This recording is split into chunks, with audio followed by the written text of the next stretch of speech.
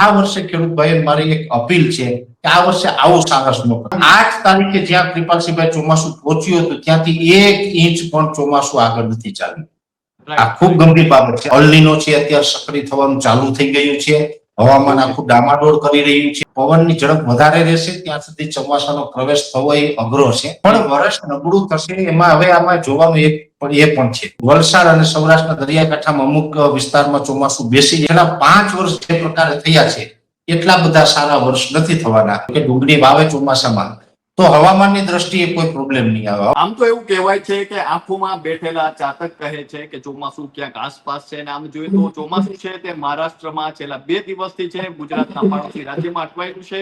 ત્યારે આપને જે જણાવ્યું કે 21 માર્ચે પરેશભાઈ સાથે જયારે મેં વાત કરી હતી ત્યારે પરેશભાઈ જે આગાહી કરી હતી અને જે મેં નોટ કરી હતી કે ગુજરાતમાં ચોમાસું નિયત સમય પહોંચશે 21 માર્ચની આગાહી હતી. ત્યારબાદ 18 એપ્રિલે જયારે પરેશભાઈ સાથે અમે વાત કરી ત્યારે પરેશભાઈ કહ્યું હતું કે મહારાષ્ટ્રમાં મોન્સૂન બ્રેકની સ્થિતિ સર્જાશે અને એ રીતે જ આપણે જોઈએ તો જે મોન્સૂન બ્રેકની સ્થિતિ છે અત્યારે મહારાષ્ટ્રમાં જોવા મળી રહી છે અને એટલા માટે જ કદાચ પરેશભાઈને લાખો ખેડૂતો સાંભળે છે. ત્યારે મહારાષ્ટ્રમાં ચોમાસાની જે મોન્સૂન બ્રેકની સ્થિતિ સર્જાય છે તો હવે મોન્સૂન બ્રેકની સ્થિતિ બાદ ચોમાસું ક્યારે આગળ વધશે, ગુજરાતમાં ચોમાસું ક્યારે પહોંચશે, વાવણી લાયક વરસાદ ક્યારે થશે તે તમામને લઈને વાત કરવી છે. ત્યારે આપણી સાથે હવામાન નિષ્ણાત પરેશભાઈ ગોસ્વામી જોડાઈ ચુક્યા છે તો આવો તેમની સાથે જ સીધી વાત કરીએ વાત ગુજરાતી પર. પરેશભાઈ વાત ગુજરાતીમાં આપનું ખૂબ ખૂબ સ્વાગત કરું છું. નમસ્કાર કૃપાલસિંહભાઈ. જી પરેશભાઈ, આમ તો તમે અગાઉ જ કહ્યું હતું ને જે મેં નોટ પણ કર્યું હતું ને 18 એપ્રિલે ખાસ કરીને તમે કહ્યું હતું કે જે મોન્સૂન બ્રેકની સ્થિતિ સર્જાશે 13મી મિનિટે કહ્યું હતું આપણા વિડીયોના એ પણ મેં નોટ કર્યું હતું ને કે મહારાષ્ટ્ર ગુજરાત પહોંચતા પહેલા મહારાષ્ટ્રમાં મોન્સૂન બ્રેક સર્જાશે. તો મોન્સૂન બ્રેક છેલ્લા 2 દિવસથી જે રીતે જોઈએ તો હવામાન વિભાગે પણ કહ્યું છે કે ચોમાસું ત્યાં જ છે, હજુ આગળ નથી વધી રહ્યું. તો શું સ્થિતિ છે ચોમાસાની?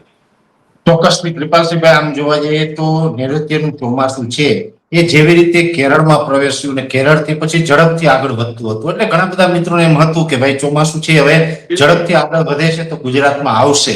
પણ અમને પહેલેથી જ આશંકા હતી કે આ ચોમાસું આ વર્ષે રોકાશે પણ એના પણ ટેકનિકલ કારણ હતા. જેવી રીતે જોવા જઈએ તો પવનની દિશા, પવનની ગતિ અને એની સાથોસાથ બંગાળની ખાડીના અરબ સાગરની અંદર જે સિસ્ટમો બનવી જોઈએ એમાં અવરોધ આવશે જેને કારણે આ ચોમાસું રોકાશે. આટલા કારણ ફિક્સ અમને પહેલેથી જ દેખાતા હતા. એટલા માટે મોન્સૂન બ્રેક કન્ડિશનની વાત કરતા હતા. હવે ચોમાસું છે કેરળમાં આવ્યા પછી કર્ણાટક, ત્યાંથી કોંકણ, ગોવા, પછી મહારાષ્ટ્રના દક્ષિણ ભાગો લગભગ મોટા ભાગના તમામ વિસ્તારો છે કવર કર્યા અને એ પછી આપણી તરફ જે ચોમાસું આગળ વધતું હોય ગુજરાત તરફ એ હવે રોકાઈ ગયું છે જેને આમ તો મોન્સૂન બ્રેક કહેવાય. પણ મોન્સૂન બ્રેક થયું છે એની અંદર 2 પ્રકારે છે. અત્યારે જે મોન્સૂન બ્રેક કન્ડિશન સર્જાણી છે આપણા ગુજરાત માટે ચોક્કસથી છે કેમ કે મહારાષ્ટ્ર સાઈડ રોકાણ છે એટલે કે આની જે ચોમાસાની 2 પાંખ હોય આની પહેલા પણ આપણે 2 પાંખની વાત કરી. એક હોય છે પૂર્વ પાંખ, એક હોય છે પશ્ચિમ પાંખ. પૂર્વ પાંખની બંગાળની ખાડી ઉપર થઈ અને જે બાંગ્લાદેશ હોય, કોંકણ, આપણે બંગાળ હોય, પશ્ચિમ બંગાળ, ત્યાર પછી મિઝોરમ ને મણિપુર ને સિક્કિમ ને આસામ ને એ બધા રાજ્યો છે એ તરફ થઈને ચાલતી હોય ને એને પૂર્વ પાંખ કહેવાય. જ્યારે પશ્ચિમ પાંખ છે આપણે પશ્ચિમ ભારત જેમાં મહારાષ્ટ્ર હોય કે કોંકણ, ગોવા હોય, ગુજરાત એ બધા વિસ્તારનો સમાવેશ થાય અને અરબ સાગરનો સમાવેશ થાય. એટલે આ રોકાય છે પશ્ચિમ પાંખ રોકાય છે. હવે જો આની અંદર જોવાનું એ છે બંને છેડા નથી રોકાયા.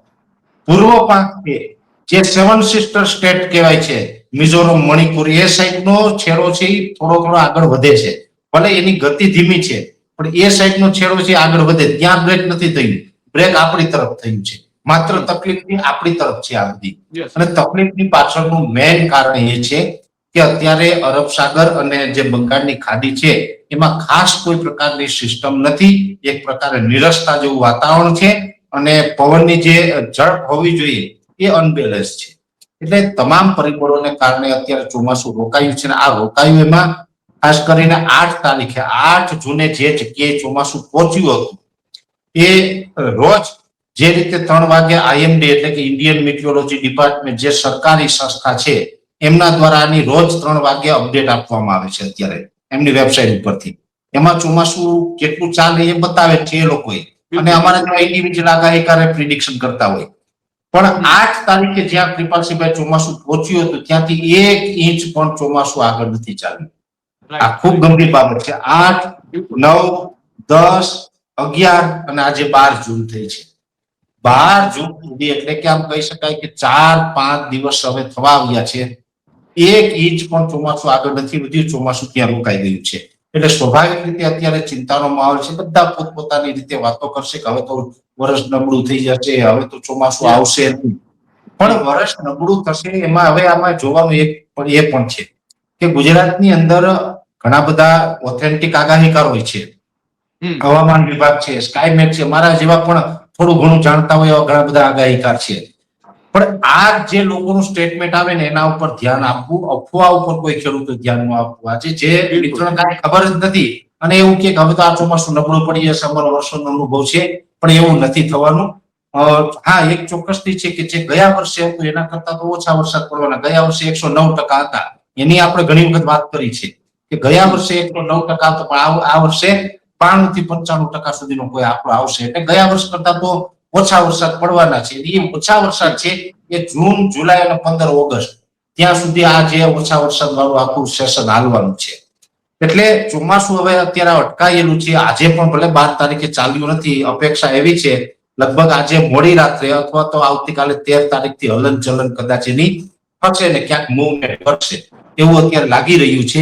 પછી આગળ એમાં જોઈએ કદાચ 2-5 કલાક કે 12 કલાક વેલા મોડી મૂવમેન્ટ થાય તો મૂવમેન્ટ કરશે. નહીતર કૃપાલસિંહભાઈ ઘણી વખત એવું બને છે ચોમાસું જયારે રોકાય ને, મોન્સૂન બ્રેક સર્જાય ને ત્યારે ઓછામાં ઓછા 8 દિવસ અને વધારે 15-17 દિવસ સુધી ચોમાસું રોકાઈ જતું. આવું જનરલી બનતું હોય છે, આપણા જૂના ઇતિહાસ આવું બોલે છે. પણ આ વર્ષે એટલું બધું નથી રોકાવાનું, આ તરત જ ચાલવાનું છે. 8 તારીખે રોકાયું, હવે લગભગ આજે રાત્રેથી અથવા આવતીકાલ રાત સુધીમાં પણ એની મૂવમેન્ટ ચાલુ થઈ જશે એવું અત્યારે હવામાનની કન્ડિશન ઉપર મને લાગી રહ્યું છે. હવે આગળ ચાલશે એટલે ગુજરાતમાં નિયત સમયે પ્રવેશ તો કરી જશે. જે નિયત સમયની વાત કરીએ આપણે ત્યારે આમ તો 15 જૂન બધાને મગજમાં આવે, પણ 15 જૂન ખરી, પણ એમાં કદાચ 24, 36 કે 48 કલાકનો ફેરફાર તો દર વર્ષે થતો હોય. કાં વહેલું આવી જાય, કાં 24, 36 કલાક કે 48 કલાક મોડું આવતું હોય. એટલે એ જ પ્રમાણે 24, 36 કલાકના ડિફરન્સ આ ચોમાસું છે એ ગુજરાતમાં પ્રવેશ કરી જાય. ગુજરાતમાં પ્રવેશ કરે એટલે સૌ પ્રથમ વલસાડમાં આવે. આપણે બધાને ખબર છે વલસાડમાં ચોમાસું આવી ગયું એટલે ગુજરાતમાં વિધિવત શરૂઆત થઈ ગઈ કહેવાય. પછી બીજા વિસ્તારો ભલે બાકી હોય, એટલે બીજા વિસ્તારોમાં પોગે કે ના પોગે, પણ 15 જૂન આસપાસ વલસાડ અને સૌરાષ્ટ્રના દરિયાકાંઠામાં અમુક વિસ્તારમાં ચોમાસું બેસી જાય એવી શક્યતા છે. પછી હવે ઘણા બધા મિત્રો છે ને પ્રી મોન્સૂન પણ ગણશે. શું કામ ગણશે? તો કે આમાં વરસાદની તીવ્રતા ઓછી હશે. જો આપણે ઘણા સમયથી કહેતા આવ્યા છે કે એક રાઉન્ડની અંદર વાવણી નથી થવાની, 2 થી 3 તબક્કામાં થવાની છે. આજે 15, 16 કે 17 તારીખ આસપાસ વરસાદ આવશે તો એ દક્ષિણ ગુજરાત અને સૌરાષ્ટ્રના ગણિયા ગાંઠિયા વિસ્તારમાં વાવણી લાયક થાય, 2-5 ગામમાં થાય, બીજા 2-5 ગામમાં ન થાય, આવું થવાનું છે. એટલે આ કોઈ પહેલી વાવણી છે, લોઠી વાવણી નથી ખેડૂતની ભાષામાં કહીએ તો. એ સાધારણ હશે ને છૂટાછવાયા અમુક વિસ્તારમાં અમુક ગામડાઓમાં હશે. પછી બીજો રાઉન્ડ આવશે એ હશે 22 થી 25 જૂન. 22 થી 25 જૂન હશે. એમાં પછી સૌરાષ્ટ્રના મોટા ભાગના વિસ્તાર, મધ્ય ગુજરાત, કચ્છના થોડા ઘણા વિસ્તાર, દક્ષિણ ગુજરાતના સમગ્ર વિસ્તાર, મધ્યપ્રદેશ બોર્ડરે આ બધામાં વાવણી કરાવી દેશે. એટલે એ પણ લેટ ના કહેવાય મારી દ્રષ્ટિએ. પછી ત્રીજો રાઉન્ડ ચાલુ થશે 28 જૂન થી લઈને 3 જુલાઈ સુધીનો. એટલે 3 જુલાઈ સુધીમાં ઓલ ઓવર ગુજરાતને કદાચ ચોમાસું કવર કરી લે 3 તબક્કામાં, એવું એક અનુમાન છે. આ પ્રમાણે ચોમાસું ચાલે તો આને લેટ ના કહેવાય. હા, એક વાત અલગ છે કે દર વર્ષે આ જૂન મહિનામાં જે વરસાદ પડતા હોય એના કરતા વરસાદની ટકાવારી ઓછી રહેશે કૃપાલસિંહભાઈ. પછી જુલાઈમાં વરસાદ તો પડતા રહેશે, પણ જુલાઈમાં દર વર્ષની સરખામણી વરસાદનું પ્રમાણ ઓછું રહેશે. 15 ઓગસ્ટ પછીથી જે સેશન ચાલુ થશે આખું વર્ષનું ચિત્ર બદલશે. પાણીની વ્યવસ્થા કરશે, કુવા બોર બધું ભરી દેશે અને એકંદરે વર્ષ છે એ 92 થી 95% સુધીનું રહેશે. ગયા વર્ષે અથવા તો છેલ્લા 5 વર્ષ જે પ્રકારે થયા છે એટલા બધા સારા વર્ષ નથી થવાના અને દુષ્કાળ પણ નથી પડવાનો કે એકદમ ભયંકર પાણીની તંગી ઊભી થાય એવું પણ નથી થવાનું. મધ્યમ પ્રકારનું વર્ષ રહેવાનું છે. 92 થી 95% સુધીના વરસાદ પડે અને એ પ્રમાણે વર્ષ પૂરું થાય એવી શક્યતાઓ છે. અને આ ચોમાસું અત્યારે જે રોકાયું છે, જે મેન અત્યારે જે સમસ્યા છે મોન્સૂન બ્રેક, એ લગભગ હવે આવનારી 24 કલાકની અંદર મૂવમેન્ટ કરે એવી એક શક્યતાઓ પણ હાલ દેખાઈ રહી છે. જી, તો પરેશભાઈ સતત અત્યારે ચોમાસાને ટ્રેક કરી રહ્યા છે ને જે કહી શકાય કે તેમના અનુભવ મુજબ છે આપણા સુધી માહિતી પહોંચાડી રહ્યા છે. 15 જૂન આસપાસ 24, 36 કે 48 કલાકના જે કહી શકાય આસપાસ ચોમાસું છે તે ગુજરાતમાં પહોંચે તેવી શક્યતાઓ તેમણે વ્યક્ત કરી છે. પરેશભાઈ, આમ જોઈએ તો અત્યારે જે ખેડૂતો પણ છે અને ખેડૂતોએ જે કહી શકાય ઓરવીને વાવેતર કરી દીધું છે. અનેક ખેડૂતો હવે ચોમાસામાં જે કહી શકાય વરસાદ આવે પછી વાવેતર કરવાના છે. તો અનેક ખેડૂતો શાકભાજીને લઈને પૂછી રહ્યા છે કે ખાસ કરીને કોમેન્ટ કરીને પૂછતા હોય છે કે શાકભાજી વાવવું જોઈએ, ખાસ કરીને ડુંગળી વાવી જોઈએ કે તો વાવેતરને લઈને શું ધ્યાન રાખવું જોઈએ? તો પહેલી વાત તો એ છે, ડુંગળી જે વિસ્તારમાં વવાય છે, દાખલા તરીકે મહુવા, તળાજા આ તાલુકાઓ છે ત્યાં ડુંગળી બહુ થાય. રાજુલાના ઘણા બધા ગામડાઓ છે, જી, એ જે ડુંગળીના વિસ્તાર થાય ત્યાં ખેડૂતો ડુંગળી વાવતા જ હોય છે. જો કે ડુંગળી વાવે ચોમાસામાં તો હવામાનની દ્રષ્ટિએ કોઈ પ્રોબ્લેમ નહીં આવે, હવામાનની દ્રષ્ટિએ તો સારું રહેશે. પછી ભાવ છે એ તો તમારા કે મારા હાથમાં છે નહીં, એ તો માર્કેટ પ્રમાણે ચાલતા હોય, ભાવ છે મળે. પણ હવામાનની દ્રષ્ટિએ ઉત્પાદન લેવામાં ડુંગળીમાં વાંધો નહીં આવે. એટલે ડુંગળી જેને વાવવી હોય એના માટે કોઈ ચિંતાનું કારણ નથી. શાકભાજીમાં પણ આમ તો શાકભાજી તો એવો પાક છે, એ દરેક ઋતુમાં થતા હોય છે. એ દરેક ઋતુનો અલગ અલગ જે બિયારણ આપણે વાવતા હોય વાવી શકાય, એમાં થાય, એમાં કોઈ બહુ ચિંતાનું કારણ નથી. આ એક બટાકા છે એ આપણે ઉત્તર ગુજરાતમાં જેમાં થાય છે, પણ એ શિયાળુ પાક છે, એ તો રવિ પાક તરીકે વાવવામાં આવે. બટાકા આમ શાકભાજીમાં કહેવાય, પણ આમ પાછો રવિ પાક. દાખલા તરીકે શાકભાજીમાં રીંગણા છે, મરચા છે, ટમેટા છે, દૂધી છે, તુરિયા, ગલકા, આ બધું શાકભાજીની જે ખેતી કરે છે એ તો બારમાસી પાક છે. રીંગણા તો ચોમાસામાં હોય, શિયાળામાં હોય, ઉનાળામાં હોય. ઠીક છે કે અમુક ઋતુમાં ઓછું ઉત્પાદન આવતા હોય, અમુક ઋતુમાં વધારે ઉત્પાદન આવતા હોય, પણ શાકભાજી દરેક પ્રકારના વાવવામાં ક્યાંય કોઈને પ્રોબ્લેમ નથી, વાવી શકાય. બીજા નંબરની અંદર વાત છે કે અત્યારે મગફળી કે કપાસનું વાવેતર જે ખેડૂત ભાઈઓ કરતા હોય, ઘણી વખત આપણે એવું થતું કે 15 જૂન આવી ગઈ અને વરસાદ પડી જશે ને આપણે હવે એડવાન્સમાં કોરામ વાવી દઈએ. આવું ઘણા બધા ખેડૂત ભાઈઓ છે એ સાહસ કરતા હોય. અને ખેડૂત છે એ તો સાહસિક છે, આપણે બધાને ખબર છે. ખેડૂત જેવું સાહસ બીજા થાય, બિલકુલ. એટલે સાહસ કરતા હોય. પણ આ વર્ષે ખેડૂત ભાઈઓ મારી એક અપીલ છે કે આ વર્ષે આવું સાહસ ન કરતા પૂરો.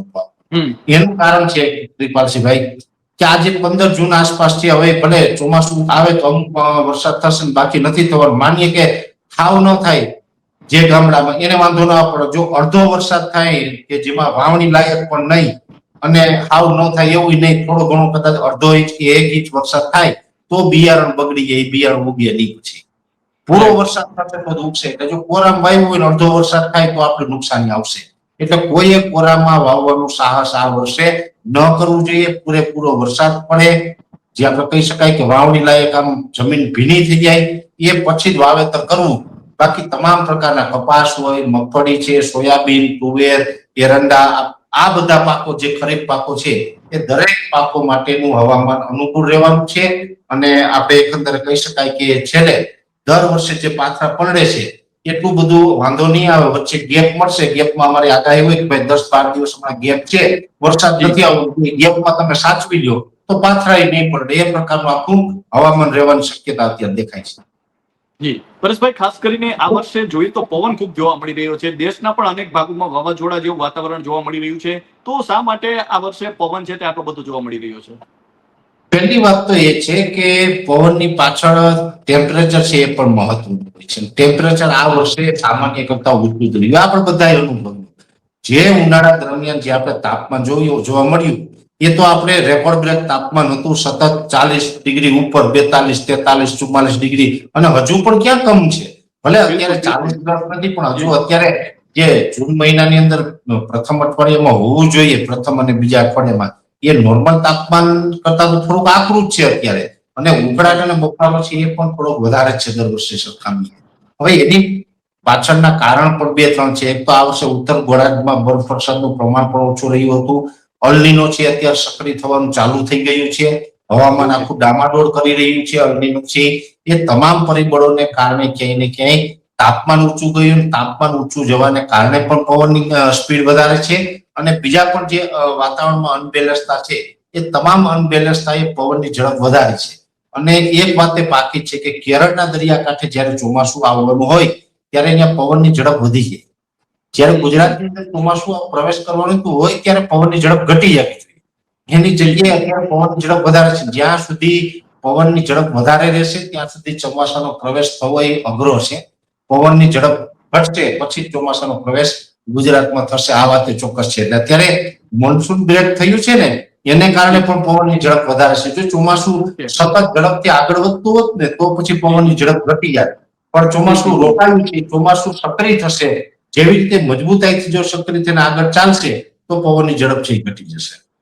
જી, તો જે રીતે પરેશભાઈ વાત કરી છે કે અનેક એવા પરિબળો હોય છે ને જેના આધારે ચોમાસું છે તે આગળ વધતું હોય છે, ખાસ કરીને પવન જોવા મળી રહ્યો છે અને તે પણ અસર ક્યાંક ને ક્યાંક ચોમાસાને કરતો હોય છે. તો પરેશભાઈ, અમારી સાથે જોડાવા બદલ અને આપનો કિંમતી સમય આપવા બદલ ખૂબ ખૂબ આભાર. તો આ હતા હવામાન નિષ્ણાંત પરેશભાઈ ગોસ્વામી. પરેશભાઈ જે રીતે ચોમાસાને લઈને વાત કરી છે, ખાસ કરીને તેઓ ચોમાસાને અત્યારે સતત ટ્રેક કરી રહ્યા છે અને જે તેમના વર્ષોના અનુભવ છે તેના આધારે સતત માહિતી વેધર ટીવીના માધ્યમથી લાખો ખેડૂતો સુધી પહોંચાડતા હોય છે.